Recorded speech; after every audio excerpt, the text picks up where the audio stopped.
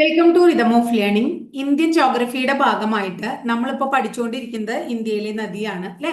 അത് നമ്മൾ ഏതൊക്കെ നദിയാണ് പഠിച്ചേ? ഗംഗാ നദി പഠിച്ചു. ഗംഗാ നദിയുടെ പോഷക നദികൾ ഇന്നലെ പഠിച്ചു. ഇന്ന് നമ്മൾ പഠിക്കാൻ പോകുന്നത് ബ്രഹ്മപുത്ര അതുപോലെ തന്നെ സിന്ധു എന്ന് പറയുന്ന രണ്ട് നദികളെ കുറിച്ചാണ്. ക്ലാസ്സിലേക്ക് കടന്നാലോ? എന്താണ് ബ്രഹ്മപുത്ര നദി? ബ്രഹ്മപുത്ര എന്ന വാക്കിന്റെ അർത്ഥം തന്നെ ബ്രഹ്മാവിന്റെ പുത്രൻ എന്നാണ്. എന്താണ്? ബ്രഹ്മാവിന്റെ പുത്രൻ എന്നാണ് ബ്രഹ്മപുത്ര എന്ന വാക്കിന്റെ അർത്ഥം. അപ്പൊ നമ്മുടെ ഹിമാലയൻ നദികളില് പുരുഷ നാമധേയമുള്ള നദിയാണ് ഏത്? ബ്രഹ്മപുത്ര. ബാക്കിയൊക്കെ സ്ത്രീ നാമധേയങ്ങളാണ് അല്ലെ. സിന്ധു, ഗംഗ എന്നൊക്കെ പറയുമ്പോ അല്ലെ എന്താണ് നമ്മുടെ പുരുഷൻ മേധാവിത്തല്ലോ, സ്ത്രീകളുടെ പേരുകളല്ലേ അവിടെ കാണുന്നത്. അപ്പൊ പുരുഷ നാമധേയമുള്ള നദി എന്ന് പറയുന്നത് ഏതാണ്? നമ്മുടെ ബ്രഹ്മപുത്ര നദിയാണ്.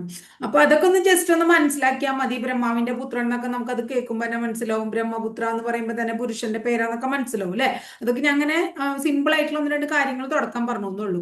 ഈ ബ്രഹ്മപുത്ര എവിടെ നിന്നാണ് ഉത്ഭവിക്കുന്നത് എന്ന് ചോദിച്ചാൽ, ബ്രഹ്മപുത്ര ഉത്ഭവിക്കുന്നത് മാനസ സരോവർ തടാകത്തിലെ ചെമയുങ്തുങ്. എവിടെയാണ്? ചെമയുങ് ദുങ് ഹിമാനിയിൽ നിന്ന്, മാനസ സരോവർ തടാകത്തിലെ ചെമയുങ്തുങ് ഹിമാനിയിൽ നിന്ന് ഉത്ഭവിക്കുന്ന നദിയാണ് ബ്രഹ്മപുത്ര. ബ്രഹ്മപുത്ര 2900 കിലോമീറ്റർ നീളമുള്ള നദിയാണ്. എന്നാൽ അത് ഇന്ത്യയിലൂടെ 916 കിലോമീറ്റർ നീളത്തിലേ ഒഴുകുന്നുള്ളൂ. അപ്പൊ മാനസ സരോവർ തടാകത്തിലെ ചെമയുങ്തുങ് ഹിമാനിയിൽ നിന്ന് ഉത്ഭവിക്കുന്നതാണ് പുരുഷനാമധേയമുള്ള ബ്രഹ്മപുത്ര എന്ന് പറയുന്ന നദി. ബ്രഹ്മപുത്ര എന്ന വാക്കിന്റെ അർത്ഥം ബ്രഹ്മാവിന്റെ പുത്രൻ എന്നാണ്. 2900 കിലോമീറ്റർ നീളത്തിലുള്ള ഈ നദി ഇന്ത്യയിലൂടെ 916 കിലോമീറ്റർ നീളത്തിൽ മാത്രമേ ഒഴുകുന്നുള്ളൂ. ഇത് പ്രാചീന കാലത്ത് ലൗഹിത്യ എന്ന പേരിൽ അറിയപ്പെട്ടിരുന്ന നദിയാണ്. അപ്പൊ ബ്രഹ്മപുത്ര പ്രാചീന കാലത്ത് അറിയപ്പെട്ടിരുന്നത് എന്താണ്? ലൗഹിത്യ എന്നാണ്. ഇനി അടുത്തത് അസമിന്റെ ദുഃഖം എന്നറിയപ്പെടുന്നു. അസമിന്റെ ദുഃഖം എന്നറിയപ്പെടുന്നത് ബ്രഹ്മപുത്ര നദിയാണ്. അസമിന്റെ ദുഃഖം മാത്രല്ല, അസമിന്റെ ജീവരേഖ എന്നറിയപ്പെടുന്നതും ബ്രഹ്മപുത്രയാണ്. അപ്പൊ അസമിന്റെ ദുഃഖമാണ്, അസമിന്റെ ജീവരേഖയാണ്, ലൗഹിത്യയാണ്. അടുത്തത് ചുവന്ന നദി എന്നൊരു പേരും കൂടി ഉണ്ട്.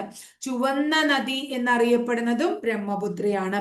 ഇന്ത്യയില് ഏറ്റവും കൂടുതൽ ജലം വഹിക്കുന്ന ഹിമാലയൻ നദി, നദിയാണ് ബ്രഹ്മപുത്ര. കൂടുതൽ ജലം വഹിക്കുന്ന ഹിമാലയൻ നദിയാണ് ഏത്? ബ്രഹ്മപുത്ര എന്ന് പറയുന്നത് കേട്ടോ. അപ്പൊ എന്തൊക്കെയാ നമ്മൾ പറഞ്ഞേ? പുരുഷനാമധേയുള്ള നദിയാണ്, ബ്രഹ്മാവിന്റെ പുത്രൻ എന്നാ പേര്. മാനസ സരോവർ തടാകത്തിലെ ചെമയുങ്തുങ് ഹിമാനിയിൽ നിന്ന് ഉത്ഭവിക്കുന്നു. മൊത്തം നീളം 2900 കിലോമീറ്റർ ആണ്. ഇന്ത്യക്കോടെ 916 കിലോമീറ്റർ നീളത്തിലേ ഒഴുകണുള്ളൂ.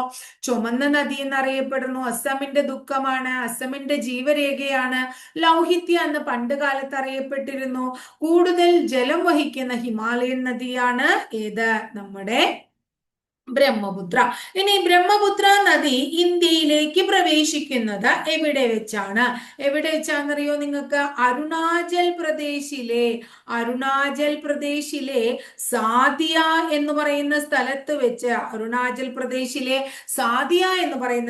വെച്ച് ബ്രഹ്മപുത്ര നദി എങ്ങോട്ട് പ്രവേശിക്കുന്നു എന്നാ പറയണേ? ഇന്ത്യയിലേക്ക് പ്രവേശിക്കുന്നു. ബ്രഹ്മപുത്ര ഇന്ത്യയിലേക്ക് പ്രവേശിക്കുന്നു എന്ന് പറയുമ്പോൾ തന്നെ നമ്മൾ മനസ്സിലാക്കേണ്ടത് ബ്രഹ്മപുത്ര ചൈന, അതുപോലെ തന്നെ ഇന്ത്യ, അതുപോലെ തന്നെ ഭൂട്ടാൻ, അതുപോലെ ബംഗ്ലാദേശ്, അങ്ങനെ കുറെ രാജ്യങ്ങളോട് ഒഴുകുണ്ട്. അപ്പോ ചൈന, ഭൂട്ടാൻ, ബംഗ്ലാദേശ്, ഇന്ത്യ എന്നീ രാജ്യങ്ങളിലൂടെ ഒഴുകുന്ന നദിയാണ് ബ്രഹ്മപുത്ര. ഈ ബ്രഹ്മപുത്രയില് ഒരു ദ്വീപ് ഉണ്ട് മക്കളെ. ആ ദ്വീപിന്റെ പേര് മജുലി ദ്വീപ് എന്നാണ്. PSCക്ക് വളരെ ഇഷ്ടമുള്ള ചോദ്യമാണ്. മജുലി ദ്വീപ് അസ്സാമിലാണ്. മജുലി ദ്വീപ് എവിടെയാണ്? അസ്സാമിലാണ്. ഇതിന്റെ പ്രത്യേകത എന്താണ്? ഏഷ്യയിലെ ഏറ്റവും വലിയ നദീജന്യ ദ്വീപാണ്. ഏഷ്യയിലെ തന്നെ വലിയതാണ്. എന്ത്? നദീജന്യ ദ്വീപാണ് കേട്ടോ. ഏഷ്യയിലെ വലിയ നദീജന്യ ദ്വീപ് എന്ന് പറയുന്നത് അസ്സാമിലെ മജുലിയാണ്. മനസ്സിലായില്ലേ? മജുലി ദ്വീപ് അപ്പൊ എവിടെയാന്ന് ചോദിച്ചാൽ നമ്മൾ എവിടെയാണ് പറയണം? ബ്രഹ്മപുത്ര നദിയിലാണ്. ഇനി അടുത്തത് നാഷണൽ വാട്ടർ വേ നമ്പർ 2, NW2, ദേശീയ ജലപാത നമ്പർ 2. അത് സ്ഥിതി ചെയ്യുന്നത് ബ്രഹ്മപുത്ര നദിയിലാണ്. സാദിയ മുതൽ ദുബ്രി എന്ന് വരെയാണ്. സാദിയ ടു ദുബ്രി, അവിടെ വരെയാണ് നാഷണൽ വാട്ടർ വേ നമ്പർ 2. ക്ലിയർ ആയില്ലേ? ദേശീയ ജലപാത നമ്പർ 2 സാദിയ മുതൽ ദുബ്രി വരെ വ്യാപിച്ചു കിടക്കുന്ന ദേശീയ ജലപാത ബ്രഹ്മപുത്ര നദിയിലാണ് എന്നും മനസ്സിലാക്കുക. ബ്രഹ്മപുത്ര നദീതീരത്ത് വളരെ പ്രധാനപ്പെട്ട ഒരു പട്ടണമുണ്ട്. അതിന്റെ പേരാണ് ഗുവാഹത്തി. എന്താണ്? ഗുവാഹത്തി. PSCക്ക് ഇഷ്ടമുള്ളതാണ്. ഗുവാഹത്തി എവിടെയാണ്? ബ്രഹ്മപുത്ര നദിയിലാണ് എന്ന് ഓർത്തു വെക്കണം. സോറി, ബ്രഹ്മപുത്ര നദീ തീരത്താണ്. അതുപോലെ തന്നെയാണ് ദിബ്രുഗഡ്. അപ്പൊ ദിബ്രുഗഡ് അതുപോലെ തന്നെ അതുപോലെ തന്നെ ഗുവാഹത്തി. ദിബ്രുഗഡ് അതുപോലെ തന്നെ ഗുവാഹത്തി ബ്രഹ്മപുത്ര നദീ തീരത്താണ്. ബ്രഹ്മപുത്രയുടെ പ്രധാന പോഷക നദികളൊന്ന് ഓർത്തു വെച്ചേ. ബ്രഹ്മപുത്രയുടെ പ്രധാനപ്പെട്ട പോഷക നദികൾ ഒന്ന് ദിബാങ് ആണ്. എന്താണ് ബ്രഹ്മപുത്രയുടെ പോഷക നദി? ദിബാങ്. അടുത്തത് സുബൻസിരി. എന്താണ്? സുബൻസിരി ബ്രഹ്മപുത്രയുടെ പ്രധാനപ്പെട്ട ഒരു പോഷക നദിയാണ്. അടുത്തത് ടീസ്റ്റ, അടുത്ത പോഷക നദിയാണ് ടീസ്റ്റ. അടുത്തത് ലോഹിത്, അടുത്തത് മാനസ്. അപ്പൊ ലോഹിത്, മാനസ്, ടീസ്റ്റ, ദിബാങ്, സുബൻസിരി, ഇതൊക്കെ തന്നെ എന്താണ്? ബ്രഹ്മപുത്രയുടെ പോഷക നദികളാണ് എന്ന് മനസ്സിലാക്കുക. ബ്രഹ്മപുത്രയുടെ പോഷക നദികളുടെ പേരൊക്കെ ഒന്ന് പറഞ്ഞേ. എന്താ ബ്രഹ്മപുത്രയുടെ പോഷക നദികൾ? ദിബാങ്, സുബൻസിരി, ടീസ്റ്റ, ലോഹിത്, മാനസ്. ഇനി ഇന്ത്യയിലൂടെ ഏറ്റവും വേഗത്തിൽ ഒഴുകുന്ന നദി ഏതെന്ന് PSCക്ക് ചോദിക്കാറുണ്ട്. ഇന്ത്യയിലൂടെ ഏറ്റവും വേഗത്തിൽ ഒഴുകുന്നത് ബ്രഹ്മപുത്രയുടെ പോഷക നദിയായ ടീസ്റ്റ നദിയാണ്. ഇന്ത്യയിലൂടെ ഏറ്റവും വേഗത്തിൽ ഒഴുകുന്നത് ഫാസ്റ്റസ്റ്റ് റിവർ ഏതാണ്? ടീസ്റ്റയാണ്. വളരെ ഇമ്പോർട്ടന്റ് ആണ് കേട്ടോ. ഇനി അടുത്തത് ബ്രഹ്മപുത്രയുടെ ഏറ്റവും വലിയ പോഷക നദി ചോദിക്കാൻ സുബാൻസിരി പറയും. വലിയ പോഷക നദി സുബാൻസിരി. വേഗത്തിൽ ഒഴുകുന്നു ഏത്? ടീസ്റ്റ. ഇനി അടുത്തത് ബ്രഹ്മപുത്ര നദിയിൽ സ്ഥിതി ചെയ്യുന്ന പ്രസിദ്ധമായിട്ടുള്ള ഒരു പാലത്തിന്റെ പേരാണ് ബോഗിബിൽ പാലം. ഏതാ പാലം? ബോഗിബിൽ ട്ടോ. അപ്പൊ ബോഗിബിൽ പാലം ബ്രഹ്മപുത്ര നദിയിലാണ്. ഇത് ദിബ്രുഗഡ് എന്ന് പറയുന്ന ദിബ്രുഗഡിനെയും അപ്പർ ആസാമിനെയും എന്താണ്? തമ്മിൽ ബന്ധിപ്പിക്കുന്നു. ബോഗിബിൽ പാലം ദിബ്രുഗഡിനെയും അപ്പർ ആസാമിനെയും തമ്മിൽ ബന്ധിപ്പിക്കുന്നു. ഇന്ത്യയിലെ പ്രധാനപ്പെട്ട റെയിൽ കം റോഡ് ബ്രിഡ്ജ് ആണ്. കൂടിയാണ് ഏത്? ബോഗിബിൽ ബ്രിഡ്ജ്. എന്നാൽ ഇന്ത്യയിലെ ഏറ്റവും നീളം കൂടിയ വളരെ ഇമ്പോർട്ടന്റ് ആയിട്ടുള്ള ഏതാണ്? ഭൂപൻ ഹസാരിക പാലം. എന്താണ്? ഭൂപൻ ഹസാരിക പാലം. ഈ ഭൂപൻ ഹസാരിക പാലം അല്ലെങ്കിൽ അതിന്റെ വേറൊരു പേര് ധോള സാദിയ പാലം. ഭൂപൻ ഹസാരിക അല്ലെങ്കിൽ ധോള സാദിയ പാലം എവിടെയാണ് സ്ഥിതി ചെയ്യുന്നത്? ബ്രഹ്മപുത്രയിലാണ്. പക്ഷെ ഡയറക്റ്റ് ആയിട്ട് ബ്രഹ്മപുത്രയിലല്ല, ബ്രഹ്മപുത്രയുടെ പോഷക നദിയായ ലോഹിത്തിലാണ്. അപ്പൊ ഭൂപൻ ഹസാരിക പാലം ബ്രഹ്മപുത്രയുടെ പോഷക നദിയായ ലോഹിത്തിലാണ്. അല്ലെങ്കിൽ ധോള സാദിയ പാലം ബ്രഹ്മപുത്രയുടെ പോഷക നദിയായ ലോഹിത്തിലാണ്. ഈ എന്താ പറയാ? ധോള സാദിയ എന്ന് പറഞ്ഞാലും ഭൂപൻ ഹസാരിക എന്ന് പറഞ്ഞാലും എന്തുതന്നെയാണ്? ഒന്ന് തന്നെയാണെന്ന് മനസ്സിലാക്കാട്ടോ. അപ്പോ ഇനി അടുത്തത് ബ്രഹ്മപുത്ര. 2-3 പേരുകളുണ്ട് ബ്രഹ്മപുത്രയ്ക്ക്, അതും കൂടി നമ്മൾ പഠിച്ചു വെക്കണം. ബ്രഹ്മപുത്ര നദി ബംഗ്ലാദേശിൽ ഏത് പേരിൽ അറിയപ്പെടുന്നു? ബംഗ്ലാദേശിൽ അറിയപ്പെടുന്നത് ജമുന. ടിബറ്റിൽ അറിയപ്പെടുന്നത് സാങ്പോ. ടിബറ്റിൽ ഇതിന്റെ പേര് ഇതാണ് കേട്ടോ, സാങ്പോ. ടിബറ്റിൽ എന്താ അറിയപ്പെടുന്നത്? സാങ്പോ എന്നറിയപ്പെടുന്നു. അതുപോലെ തന്നെ അരുണാചൽ പ്രദേശിൽ ദിഹാങ് എന്നറിയപ്പെടുന്നു. എങ്ങനെയാണ് എങ്ങനെയാണ്? അരുണാചൽ പ്രദേശിൽ ദിഹാങ് എന്നറിയപ്പെടുന്നു. ബംഗ്ലാദേശിൽ ജമുന, അത് നമ്മൾ കഴിഞ്ഞ ക്ലാസ്സിൽ പഠിച്ചതാ. ബംഗ്ലാദേശിൽ ജമുന, അതുപോലെ ടിബറ്റിൽ സാങ്പോ, അരുണാചൽ പ്രദേശിൽ ദിഹാങ് എന്നൊക്കെ അറിയപ്പെടുന്നുണ്ട്. അപ്പൊ ഒന്നും കൂടി ബ്രഹ്മപുത്ര എന്ന് പഠിച്ചേ. ബ്രഹ്മപുത്ര മാനസ സരോവർ തടാകത്തിലെ ചെമയുങ്തുങ് ഹിമാനിയിൽ നിന്ന് ഉത്ഭവിക്കുന്ന നദിയാണ്. മൊത്തം നീളം 2900 കിലോമീറ്റർ ആണെങ്കിലും ഇന്ത്യയിലൂടെ 916 കിലോമീറ്റർ നീളത്തിലേ ഒഴുകുന്നുള്ളൂ.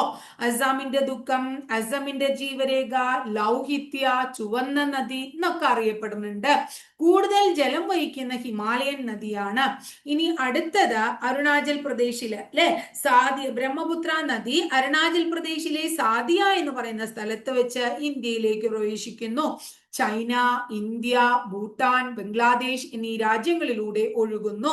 ഏഷ്യയിലെ തന്നെ ഏറ്റവും വലിയ നദീജന്യ ദ്വീപായ മജുലി ദ്വീപ് അസമിൽ ബ്രഹ്മപുത്ര നദിയിലാണ്.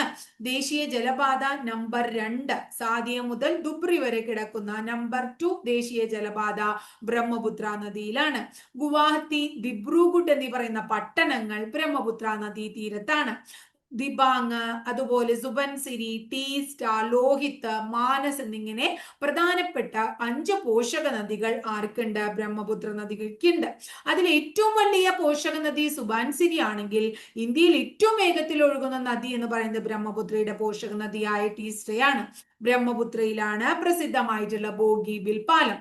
ഇത് ദിബ്രുഗഡിനെയും അപ്പർ അസാമിനെയും ബന്ധിപ്പിക്കുന്നു. ഇത് റെയിൽവേ കം റോഡ് ബ്രിഡ്ജാണ്. ഭൂപൻ ഹസാരിക അല്ലെങ്കിൽ ധോള സാദിയ പാലം കാണപ്പെടുന്നതും ബ്രഹ്മപുത്രയിലാണ്. ഡയറക്റ്റ് ബ്രഹ്മപുത്രയിലല്ല, ബ്രഹ്മപുത്രയുടെ പോഷക നദിയായ ലോഹിത്തിലാണ്. ഇനി ബ്രഹ്മപുത്ര നദി ബംഗ്ലാദേശിൽ ജമുന എന്നും ടിബറ്റിൽ സാങ്പോ എന്നും അരുണാചൽ പ്രദേശിൽ എന്താണ് ദിഹാങ് എന്ന പേരിലും കൂടി അറിയപ്പെടുന്നു. അപ്പൊ ഇത്രയും പഠിച്ചു കഴിഞ്ഞപ്പോ എന്ത് കഴിഞ്ഞു? നമ്മുടെ ബ്രഹ്മപുത്ര നദി കഴിഞ്ഞു.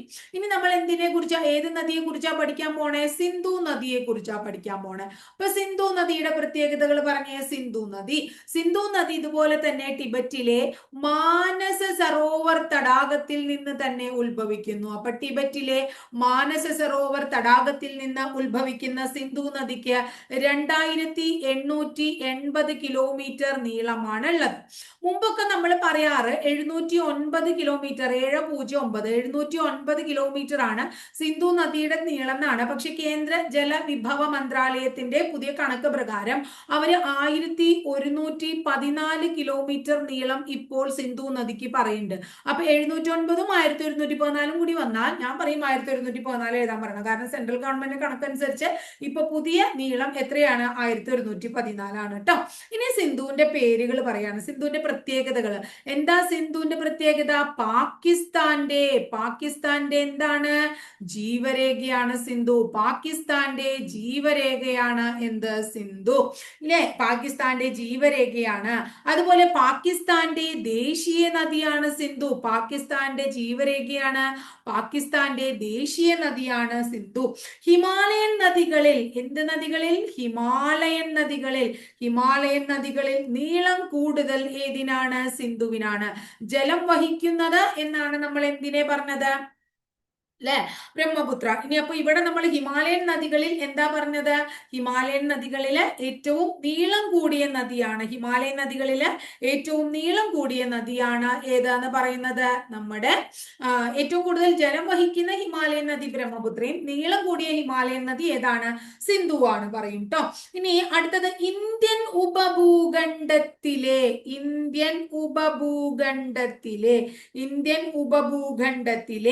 ഏറ്റവും വലിയ നദി, ഇന്ത്യൻ ഉപഭൂഖണ്ഡത്തിലെ ഏറ്റവും വലിയ നദി ഏതന്നെയാണ്? സിന്ധു തന്നെയാണ്. ഇന്ത്യൻ ഉപഭൂഖണ്ഡത്തിലെ ഏറ്റവും വലിയ നദി സിന്ധു. പടിഞ്ഞാറോട്ടൊഴുകുന്ന ഏക ഹിമാലയൻ നദി, പടിഞ്ഞാറോട്ടൊഴുകുന്ന ഏക ഹിമാലയൻ നദി സിന്ധു. സിന്ധു ഒഴുകുന്നത് ഇന്ത്യയിലും പാകിസ്ഥാനിലുമാണ്. എവിടെയാണ്? ഇന്ത്യയിലും പാകിസ്ഥാനിലുമാണ്. അപ്പൊ ഒന്നും കൂടെ പറഞ്ഞേ. അതായത് സിന്ധു നദി ടിബറ്റിലെ മാനസ സരോവർ തടാകത്തിൽ പർവ്വതത്തിൽ നിന്ന് ഉത്ഭവിക്കുന്നു. 2880 കിലോമീറ്റർ ആണ് മൊത്തം നീളം. 709 മുമ്പ് ഇന്ത്യയിലൂടെ ഒഴുകിയിരുന്നത്. ഇപ്പൊ 1114 എന്ന് പറയുന്നുണ്ട് കേന്ദ്ര ജല വിഭവ മന്ത്രാലയം. അപ്പൊ അതുകൊണ്ട് അതിന് ഇമ്പോർട്ടൻസ് കൊടുക്കണം നിങ്ങൾ. പാകിസ്ഥാന്റെ ജീവരേഖയാണ്, പാകിസ്ഥാന്റെ ദേശീയ നദിയാണ്, ഹിമാലയൻ നദികളിൽ നീളം കൂടിയ നദിയാണ്, ഉപഭൂഖണ്ഡത്തിലെ ഇന്ത്യൻ ഉപഭൂഖണ്ഡത്തിലെ വലിയ നദിയാണ്, പടിഞ്ഞാറോട്ട് ഒഴുകുന്ന ഹിമാലയൻ നദിയാണ്, ഇന്ത്യ പാകിസ്ഥാൻ എന്നീ രാജ്യങ്ങളിലൂടെ ഒഴുകുന്ന നദിയാണ്. ഇനി നമ്മൾ Indian history, ancient Indian history പഠിക്കുമ്പോൾ മോഹൻജേദാരോ ഹാരപ്പ എന്നൊക്കെ പറയും. ആ മോഹൻജേദാരോ എന്ന് പറയുന്ന സ്ഥലം ഉണ്ടല്ലോ, അത് സ്ഥിതി ചെയ്യുന്നത് സിന്ധു നദിയുടെ തീരത്താണ് മോഹൻജേദാരോ സ്ഥിതി ചെയ്യുന്നത്. അതുപോലെ തന്നെ ഇന്ത്യ എന്ന പേര് ലഭിച്ചത് ഇൻഡസ് എന്ന വാക്കിൽ നിന്നാന്ന് പറഞ്ഞിട്ടുണ്ട് അല്ലെ. അപ്പൊ ഇന്ത്യക്ക് ആ പേര് ലഭിക്കാൻ കാരണമായതും ഏതന്നെയാണ്? സിന്ധു നദി തന്നെയാണ്. ഇനി അടുത്തത് പടിഞ്ഞാറോട്ട് ഒഴുകുന്ന ഏക ഹിമാലയൻ നദിയാണെങ്കിൽ അറബിക്കടലിൽ പതിക്കുന്ന ഹിമാലയൻ നദിയും അറബിക്കടലിൽ പതിക്കുന്ന ഏക ഹിമാലയൻ നദിയും ഏതാണ്? സിന്ധുവാണ്. എവിടെ വെച്ചിട്ടാണ്? പാകിസ്ഥാനിലെ കറാച്ചി തുറമുഖത്തിനടുത്ത് വെച്ച് സിന്ധു നദി എവിടെ പതിക്കുന്നു? നമ്മുടെ അറബിക്കടലിൽ പതിക്കുന്നു. ഇനി സിന്ധു നദി രണ്ട് പ്രധാനപ്പെട്ട പർവ്വത നിരകളായ ലഡാക്ക് അതുപോലെ തന്നെ സസ്കർ. അപ്പൊ ഏതൊക്കെ പർവ്വത നിരകൾക്കിടയിലൂടെ സിന്ധു നദി ഒഴുകുന്നു? ലഡാക്ക് പർവ്വത നിരയുടെയും അതുപോലെ ലഡാക്ക് സസ്കർ എന്നീ പർവ്വത നിരകൾക്കിടയിലൂടെ ഒഴുകുന്ന നദിയാണ് സിന്ധു നദി എന്ന് മനസ്സിലാക്കി വെക്കാം. അതുപോലെ തന്നെ സിന്ധു നദി സമതലത്തിലേക്ക് പ്രവേശിക്കുന്ന പാകിസ്ഥാനിലെ സ്ഥലം. സിന്ധു നദി എവിടേക്ക് പ്രവേശിക്കുന്നു? സമതലത്തിലേക്ക് പ്രവേശിക്കുന്നത് പാകിസ്ഥാനിലെ അറ്റോക്കിൽ വെച്ചാണ്. അപ്പൊ പാകിസ്ഥാനിലെ അറ്റോക്കിൽ വെച്ച് സിന്ധു സമതലത്തിലേക്ക് പ്രവേശിക്കുന്നു. ഇനി സിന്ധുവിന്റെ പ്രധാന പോഷക നദികൾ ഏതൊക്കെയാണ്? സിന്ധുവിന്റെ പ്രധാന പോഷക നദികൾ സത്ലജ്, അതുപോലെ തന്നെ രവി, അതുപോലെ തന്നെ എന്താണ് ബിയാസ്, അതുപോലെ തന്നെ ജലം, അതുപോലെ തന്നെ ചിനാബ്. ജലം, ചിനാബ്, രവി, ബിയാസ്, സത്ലജ് തുടങ്ങിയവ സിന്ധുവിന്റെ എന്താണ്? പോഷക നദികളാണ്. സിന്ധുവിന്റെ പോഷക നദികളാണ് ജലം, ചിനാബ്, രവി, ബിയാസ്, സത്ലജ്. ഇതിന്റെ കൂടെ എന്തു കൂടിയാൽ? സരസ്വതി, അതുപോലെ തന്നെ സിന്ധു എന്നീ രണ്ട് നദികൾ കൂടെ കൂടുമ്പോ അതിനെ ഈ രണ്ടും കൂടി കൂടുമ്പോ 5 2 7 മക്കളെ. അപ്പൊ നമ്മൾ വിളിക്കുന്നു സപ്തസിന്ധു എന്ന. അപ്പൊ ഏതൊക്കെയാണ് സപ്തസിന്ധുക്കളിൽ പെടുന്നത്? ജലം, ചിനാബ്, രവി, ബിയാസ്, സത്ലജ്, സിന്ധു, സരസ്വതി. ജലം, ചിനാബ്, രവി, ബിയാസ്, സത്ലജ് തുടങ്ങിയവ സിന്ധുവിന്റെ പോഷക നദികളാണ്. ക്ലിയർ ആയില്ലേ? അപ്പൊ പോഷക നദികളും അതുപോലെ തന്നെ സപ്തസിന്ധുവും ക്ലിയർ ആയില്ലേ? ഇനി അടുത്തത് പഞ്ചനദികളുടെ നാട് എന്ന് വിളിക്കുന്നത്, അല്ലെങ്കിൽ 5 നദികളുടെ നാട് എന്ന് വിളിക്കുന്നത് പഞ്ചാബിനെയാണ്. ഏതിനെയാണ്? പഞ്ചാബിനെയാണ്. സിന്ധുവിന്റെ ഏറ്റവും വലിയ പോഷക നദി ചിനാബാണ്. സിന്ധുവിന്റെ ഏറ്റവും വലിയ പോഷക നദി ഏതാണ്? ചിനാബാണ് കേട്ടോ. സിന്ധുവിന്റെ ഏറ്റവും ചെറിയ പോഷക നദി ബിയാസ് ആണ്. സിന്ധുവിന്റെ ഏറ്റവും ചെറിയ പോഷക നദി ഏതാണ്? ബിയാസ് ആണ്. പൂർണ്ണമായും ഇന്ത്യയിലൂടെ ഒഴുകുന്ന സിന്ധുവിന്റെ പോഷക നദി ബിയാസ് ആണ്. പൂർണ്ണമായിട്ടും ഇന്ത്യയിലൂടെ ഒഴുകുന്ന സിന്ധുവിന്റെ പോഷക നദി ഏതാണ്? ബിയാസ് ആണ്. അപ്പൊ ഏറ്റവും ചെറിയ പോഷക നദി ബിയാസ്, പൂർണ്ണമായിട്ടും ഇന്ത്യയിലൂടെ ഒഴുകുന്ന നദി ബിയാസ്, ഏറ്റവും വലിയ പോഷക നദി ചിനാബ്. ഇന്ത്യയിൽ ഏറ്റവും കൂടുതൽ ദൂരം ഒഴുകുന്ന സിന്ധുവിന്റെ പോഷക നദി സത്ലജ് ആണ്. ഇന്ത്യയിൽ കൂടുതൽ ദൂരം ഒഴുകുന്നത് സത്ലജ് ആണ്. അപ്പൊ എന്തൊക്കെയാ നമ്മൾ പറഞ്ഞേ? സിന്ധുവിന്റെ പോഷക നദികൾ ജലം, ചിനാബ്, രവി, ബിയാസ്, സത്ലജ് എന്ന് പറഞ്ഞു. അതിന്റെ കൂടെ 2 നദികളായ സരസ്വതിയും സിന്ധുവും കൂടെ കൂടുമ്പോ സപ്തസിന്ധു ആവുമെന്ന് പറഞ്ഞു. ഇനി നമ്മളെ 5 പോഷക നദികളിലെ വലുത് ചിനാബും ചെറുത് ബിയാസുമാണ്. ഇന്ത്യയിലൂടെ പൂർണ്ണമായിട്ടും ഒഴുകുന്നതാണ് അല്ലെ. ഏതാണ്? നമ്മുടെ ഇന്ത്യയിൽ ഏറ്റവും കൂടുതൽ പൂർണ്ണമായും ഇന്ത്യയിലൂടെ ഒഴുകുന്നത് ബിയാസും, ഇന്ത്യയിൽ എന്താ പറയുന്നത്, കൂടുതൽ ദൂരം ഒഴുകുന്ന സിന്ധുവിന്റെ പോഷക നദി സത്ലജുമാണ്. കൂടുതൽ ദൂരം ഒഴുകുന്ന സത്ലജ്, പൂർണ്ണമായിട്ട് ഒഴുകുന്നത് ഏതാണ്? ബിയാസുമാണ് കേട്ടോ. അപ്പൊ ഇത്രയും കാര്യങ്ങൾ ക്ലിയർ ആയോ? മോഹൻജേദാരോന്റെ കാര്യം ഓർമ്മയില്ലേ? എന്താ പറഞ്ഞേ? നമ്മുടെ സിന്ധു നദീതര സംസ്കാരമായിട്ടുള്ള മോഹൻജേദാരോ ഏത് നദീ തീരത്താണ്? സിന്ധു നദീ തീരത്താണ് എന്ന് ഓർക്കുക. ഇന്ത്യക്ക് ആ പേര് കിട്ടാൻ കാരണമായത് ഇൻഡസ് എന്ന സിന്ധു നദിയിൽ നിന്നാണ്. അറബിക്കടലിൽ സിന്ധു നദി പതിക്കുന്നത് പാകിസ്ഥാനിലെ കറാച്ചിയിൽ വെച്ചാണ്. ലഡാക്ക് സസ്കർ എന്ന് പറയുന്ന പർവ്വത നിരകളിൽ കൂടെ ഇത് ഒഴുകുന്നുണ്ട്. സിന്ധു നദി സമതലത്തിലേക്ക് പ്രവേശിക്കുന്നത് എവിടെ വെച്ചാണ്? പാകിസ്ഥാനിലെ അറ്റോക്കിൽ വെച്ചാണ്. പാകിസ്ഥാനിലെ അറ്റോക്കിൽ വെച്ചിട്ടാണ് കേട്ടോ. ഇത്രയും കാര്യം ക്ലിയർ ആയല്ലോ. ഇനി അടുത്തത് ചിനാബ് നദിക്ക് കുറുകെ വളരെ പ്രധാനപ്പെട്ട ഒരു ഡാം ജമ്മു കാശ്മീരിൽ കാണപ്പെടുന്നു. അപ്പൊ ജമ്മു കാശ്മീരിൽ ചിനാബ് നദിക്ക് കുറുകെ കാണപ്പെടുന്ന പ്രസിദ്ധമായിട്ടുള്ള ഡാമാണ് ബഗ്ലിഹാർ ഡാം. ഏതാണ് ഡാമിന്റെ പേര്? ബഗ്ലിഹാർ ഡാം. അപ്പൊ ബഗ്ലിഹാർ ഡാം ജമ്മു കാശ്മീരിലാണ്, ചിനാബ് നദിക്ക് കുറുകയാണ്. ബഗ്ലിഹാർ ഡാം ജമ്മു കാശ്മീരിലാണ്, ചിനാബ് നദിക്ക് കുറുകയാണ്. സിന്ധു നദീതീരത്തെ ഏറ്റവും വലിയ നഗരം, സിന്ധു നദീതീര പട്ടണങ്ങളില് ഏറ്റവും വലുത് എന്ന് ചോദിച്ചു കഴിഞ്ഞാൽ കറാച്ചിയാണ് പറയും. അപ്പൊ സിന്ധു നദീതീര പട്ടണങ്ങളില് ഏറ്റവും വലിയ നഗരം ഏതാണ്? കറാച്ചിയാണ് എന്ന് ഓർത്തു വയ്ക്കാം. ഇനി മെഗസ്തനീസ് എന്ന് പറയുന്ന യാത്രാ വിവരണ ഗ്രന്ഥം എഴുതുന്ന വ്യക്തിയെ കുറിച്ച് നമുക്ക് വളരെ നന്നായിട്ട് അറിയാം. മെഗസ്തനീസിന്റെ യാത്രാ വിവരണ ഗ്രന്ഥത്തിന്റെ പേര് ഇൻഡിക്ക എന്നാണ്. ഇത് പരീക്ഷയ്ക്ക് പലപ്പോഴും ചോദിച്ചിട്ടുള്ളതാണ്. ആ ഇൻഡിക്ക എന്ന ആ കൃതിക്ക് അദ്ദേഹത്തിന്റെ പേര് നൽകാൻ കാരണമായത് ഏതാണ്? സിന്ധു നദിയാണ് എന്നാണ് പറയപ്പെടുന്നത്. ഇനി അടുത്തത് ടർബേല എന്ന് പറയുന്ന ഒരു ഡാം ഉണ്ട്. എന്താണ് ഡാമിന്റെ പേര്? ടർബേല എന്ന് പറയുന്ന ഡാം. ഈ ടർബേല എന്ന് പറയുന്ന ഡാം പാകിസ്ഥാനിൽ സിന്ധു നദിയിൽ നിർമ്മിച്ചിരിക്കുന്ന ഡാമാണ്. അപ്പൊ ടർബേല ഡാം പാകിസ്ഥാനിലാണ്. എവിടെയാണ്? സിന്ധു നദിയിലാണ് എന്നും ഓർത്തു വെക്കുക കേട്ടോ. പാകിസ്ഥാനിൽ സിന്ധു നദിയിൽ കാണപ്പെടുന്നതാണ് ഏത്? ടർബേല ഡാം. പാകിസ്ഥാനിൽ സിന്ധു നദിയിലാണ് കാണപ്പെടുന്നത് ഏത്? ടർബേല ഡാം. ഇനി ഇന്ത്യയും പാകിസ്ഥാനും തമ്മിൽ ഒപ്പുവെച്ചതാണ് സിന്ധു നദീജല കരാർ എന്ന് നമുക്കറിയാം. എന്താണ് സിന്ധു നദീജല കരാർ? സിന്ധു നദീജല കരാറിനെ കുറിച്ചൊക്കെ നമ്മൾ കൂടുതൽ കാര്യങ്ങൾ പഠിപ്പിച്ചിട്ടുണ്ട് ഞാൻ ഓൾറെഡി. എവിടെയാണ് നമ്മൾ ഓരോ പരിപാടികൾ, ഓരോ പ്രധാനപ്പെട്ട കറണ്ട് അഫയേഴ്സും കാര്യങ്ങളൊക്കെ പറഞ്ഞപ്പോൾ, ഓപ്പറേഷൻ സിന്ദൂറും കാര്യങ്ങളൊക്കെ പറഞ്ഞപ്പോൾ അന്നും നമ്മൾ എപ്പോഴും സിന്ധു നദീജല കരാറിനെ കുറിച്ചൊക്കെ നമ്മൾ പറഞ്ഞിട്ടുണ്ട്. സിന്ധു നദീജല കരാർ ഇന്ത്യയും പാകിസ്ഥാനും കൂടി ഒപ്പുവെച്ചു അല്ലെ. 1960 സെപ്റ്റംബർ 19 ഒപ്പുവെച്ചത്. സെപ്റ്റംബർ 19 ഒപ്പുവെച്ചു. ജവഹർലാൽ നെഹ്റുവും ആയൂബ് ഖാനും തമ്മിലാണ് ഒപ്പുവെച്ചത്. നെഹ്റുവും ആരൊക്കെ തമ്മിൽ? ആയൂബ് ഖാനും തമ്മിൽ. ഇത് മുമ്പ് പറഞ്ഞിട്ടുള്ളതാണ്, അതുകൊണ്ട് വേഗം പറഞ്ഞു പോവാണ്. അതായത് ആയൂബ് ഖാൻ പാകിസ്ഥാന്റെ പ്രസിഡന്റും ഇന്ത്യയുടെ പ്രധാനമന്ത്രിയായ ജവഹർലാൽ നെഹ്റു അല്ലെ. അതിന് മധ്യസ്ഥത വഹിച്ചത് ആരാണ്? വേൾഡ് ബാങ്ക് ആണ് മധ്യസ്ഥത വഹിച്ചത് എന്ന് നമ്മൾ പറയേണ്ടായി. മധ്യസ്ഥത വഹിച്ചത് ആരാണ്? വേൾഡ് ബാങ്ക് ആണ്. ഈ സിന്ധു നദീജല കരാർ പ്രകാരം ഏതൊക്കെ നദികളിൽ നിന്നുള്ള ജലത്തിനാണ് ഇന്ത്യക്ക് അവകാശം ലഭിച്ചത്? സത്ലജ്, ബിയാസ്, രവി. ഏതാണ്? സത്ലജ്, ബിയാസ്, രവി. സത്ലജ്, ബിയാസ്, രവി. ഇന്ത്യക്ക് അവകാശം സത്ലജ്, ബിയാസ്, രവി. സിന്ധു നദീതല വ്യവസ്ഥയിലെ 20 നദീ വ്യവസ്ഥയിൽ 20% ജലത്തിന് മാത്രമേ ഇന്ത്യക്ക് അവകാശമുള്ളൂ കരാർ പ്രകാരം കേട്ടോ. അപ്പോ സത്ലജ്, ബിയാസ്, രവി. സിന്ധു ജലം, ചിനാബ് ആർക്കാണ്? പാകിസ്ഥാനാണ്. സിന്ധു ജലം, ചിനാബ് പാകിസ്ഥാൻ. ഇതിന്റെ ഡീറ്റെയിൽഡ് ആയിട്ട് ഞാൻ പറഞ്ഞിട്ടുള്ളതുകൊണ്ട് പിന്നെ ഒന്നും പറയുന്നില്ല. 20% ഇന്ത്യ ഉപയോഗിക്കണം, ബാക്കി 80% വെള്ളം ആരെടുക്കണേ? പാകിസ്ഥാനാണ്. അതുകൊണ്ടാണ് ആ കരാറൊക്കെ നമ്മൾ താൽക്കാലികമായിട്ട് റദ്ദ് ചെയ്യലും പ്രശ്നങ്ങളൊക്കെ നമ്മൾ പഠിച്ചില്ലേ. അപ്പൊ അത്രേ ഉള്ളൂ കേട്ടോ. അപ്പൊ ഇതാണ് ഇന്ത്യയില് നമ്മുടെ നദികളില് ഇപ്പൊ നമ്മള് ഹിമാലയൻ നദികളായ സിന്ധു, ഗംഗ, ബ്രഹ്മപുത്ര 3 കാര്യങ്ങളാണ് പഠിച്ചത്. ഇനി ഈ സിന്ധുവിന് പോഷക നദികൾ ഉണ്ടല്ലോ, ജലം, ചിനാബ്, രവി, ബിയാസ്, സത്ലജ്. അത് നമുക്ക് അടുത്ത ക്ലാസ്സിൽ പഠിക്കാം. പിന്നെ ഉപദ്വീപീയ നദികളും കൂടെ പഠിച്ചു തീർക്കാം. അപ്പൊ 2 ക്ലാസ് കൊണ്ട് നമ്മുടെ നദികൾ എന്ന് പറയുന്ന ടോപ്പിക് തീരും. അപ്പൊ വേഗം നമുക്ക് പഠിച്ചു പോകണം. അപ്പൊ ഇത്രയേ ഉള്ളൂ ഇന്നത്തെ ക്ലാസ്സില്. കാര്യങ്ങളൊക്കെ കൃത്യമായിട്ട് ഓർമ്മയുണ്ടാവുമെന്ന് വിചാരിക്കുന്നു. പറഞ്ഞ കാര്യങ്ങളൊക്കെ ഓർമ്മയില്ലാത്ത, നമ്മളിപ്പോ ക്ലാസ് കേട്ടിട്ട് നിങ്ങൾക്ക് ക്ലിയർ ആയിട്ട് അങ്ങോട്ട് ഓർമ്മ വരില്ല വെച്ചാൽ നിങ്ങൾ നോട്ട് എഴുതി വെച്ച് ഭംഗിയായിട്ട് പഠിക്കുക.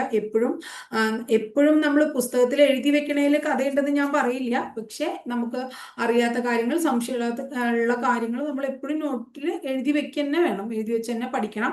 സമയം വളരെ കുറവുള്ളൂ. പെട്ടെന്ന് നമ്മുടെ സമയം കടന്നു പോകും. ഇനി എളുപ്പം ജൂലൈ ആകുമ്പോൾ എക്സാം ആയി തുടങ്ങും. അപ്പൊ അതുകൊണ്ട് നമുക്കിനി സമയമില്ല കേട്ടോ. 5-6 മാസം എന്ന് പറയാനൊന്നുമില്ല. അപ്പൊ ഭംഗിയായിട്ട് പഠിച്ചു മുന്നോട്ട് പോകാൻ കേട്ടോ.